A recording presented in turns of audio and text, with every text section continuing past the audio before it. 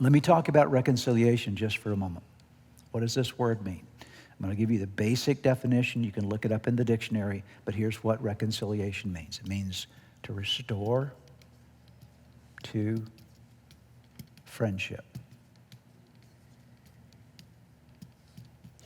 or to restore a friendship.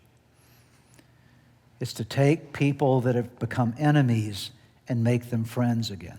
That's what it means to reconcile. Okay, that's the power of this word. To take people who are at odds and bring them back in unity and harmony once again. This is exactly what Jesus did for you and me. Look at the scriptures in Romans 5:10.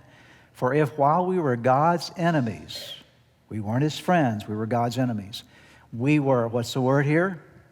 Reconciled to him through the death of his Son, how much more, having been reconciled, shall we be saved through his life? What does this scripture tell us? The scripture says that while we were enemies of God, God did something to reconcile us to himself. He took the initiative.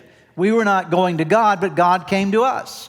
How did he come to us? For God so loved the world that he gave his only begotten Son, that whoever believes in him will not perish but have everlasting life. And so God took a step toward us. God in flesh came down into our world. Anybody thankful for Jesus today? The fact that he took initiative in our direction when we were enemies of God.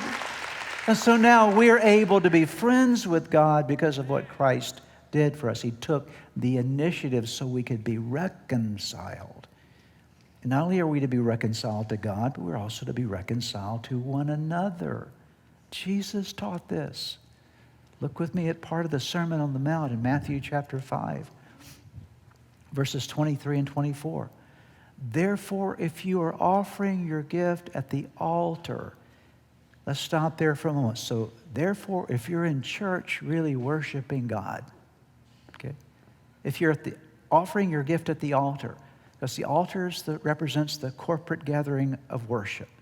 And there, remember, it comes into your mind that your brother or sister has something against you. I would parenthetically add there, or you have something against them, that there's a break in a relationship in some area of your life.